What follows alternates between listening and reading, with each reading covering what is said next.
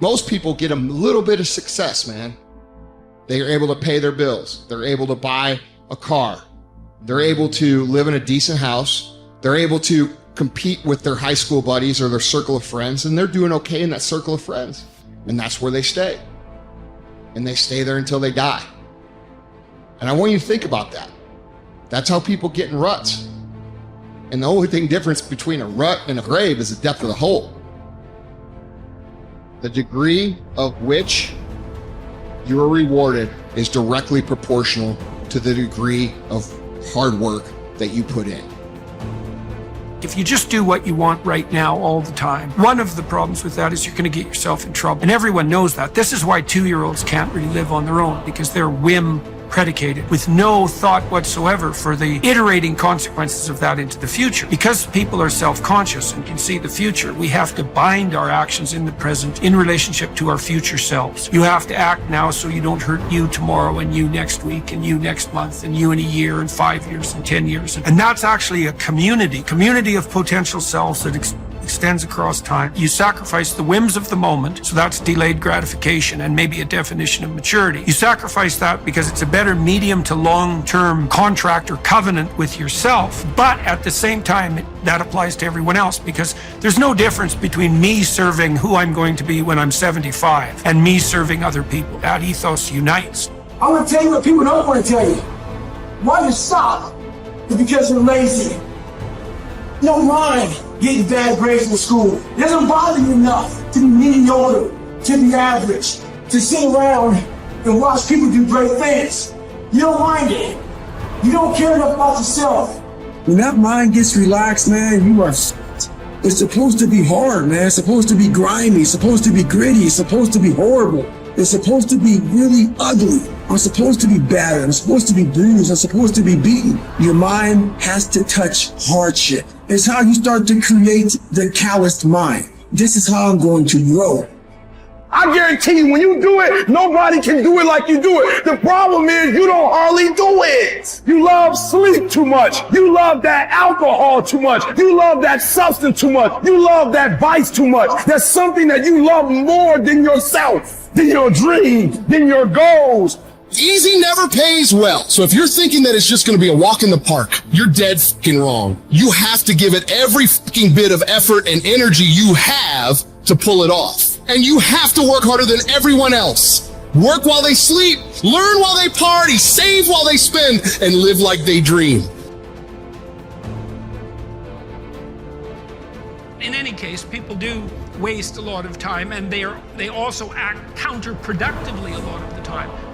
Regardless, we do make progress, and we can thrive under the difficult conditions that make up our lives, and we can resist the malevolence that entices us. That's within our power, and we don't know the limits to that. And we also know that it's better to,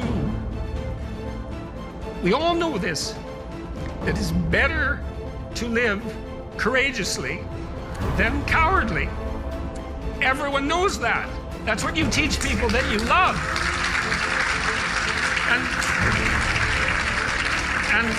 And we know that it's better to live truthfully than in deceit. And you can tell that too, because that's also what you tell people that you love. And we know that you should pick up your damn responsibility and move forward. Everyone knows that. It's part of our intrinsic moral nature.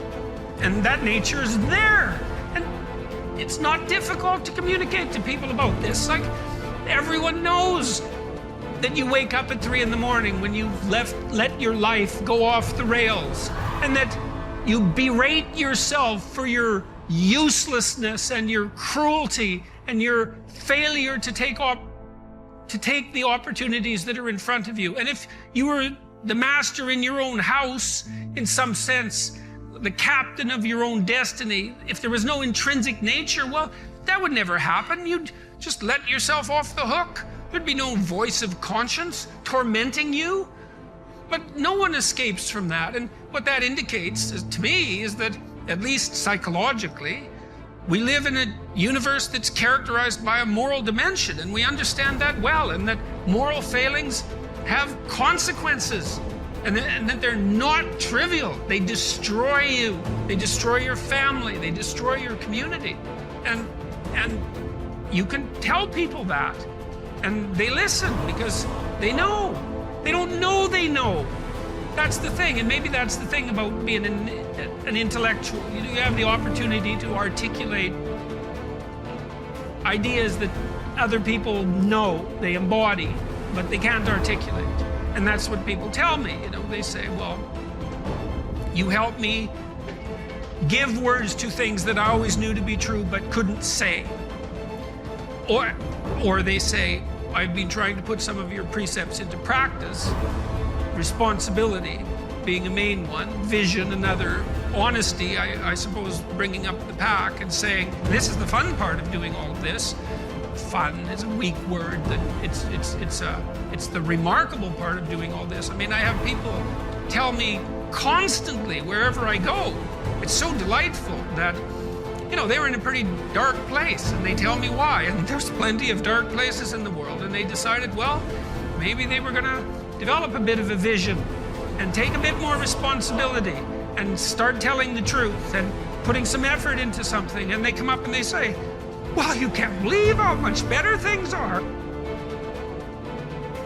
First say to yourself what you would be, and then do what you have to do. If you aren't happy with who you are, you first need to identify who it is that you desire to be.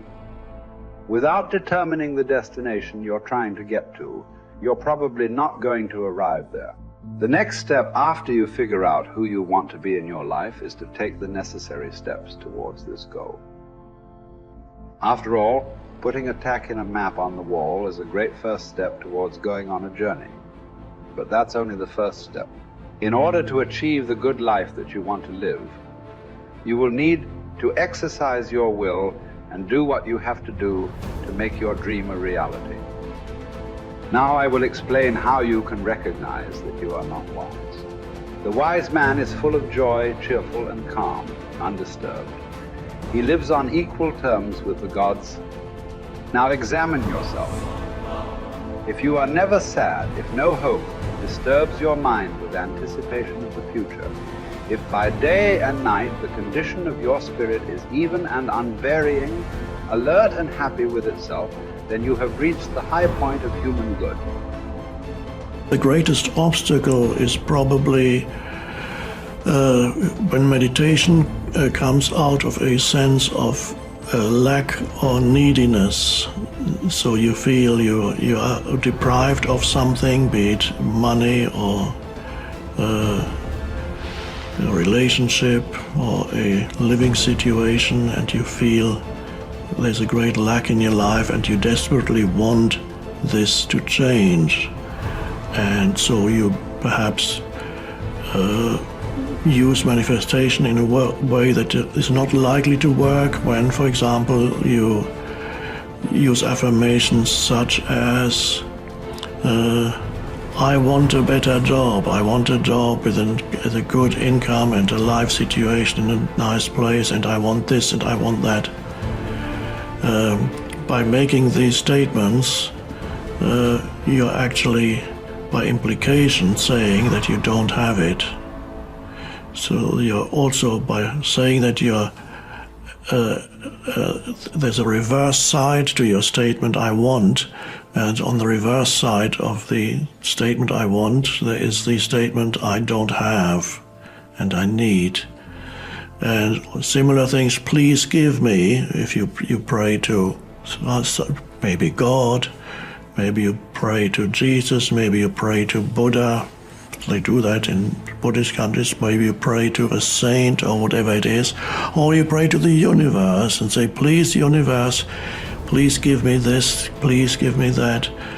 That also doesn't work very well. If it works, it could be accidentally, who knows, but usually that greatly diminishes your power of manifestation, because the manifestation practice arises out of a state of lack or neediness. So there's no powerful manifestation there. The secret of manifestation is expressed in one simple statement by Jesus, and that encapsulates all the books that have been written on manifestation and will ever be written on manifestation. It's just one simple sentence. It says, when you pray for something, believe that it has been given, or that you already have it, and then you will receive it. So the important thing is, he doesn't say believe that you will receive it. He says believe that you have received it. So there, the secret is hiding in that statement, believe that you have received it.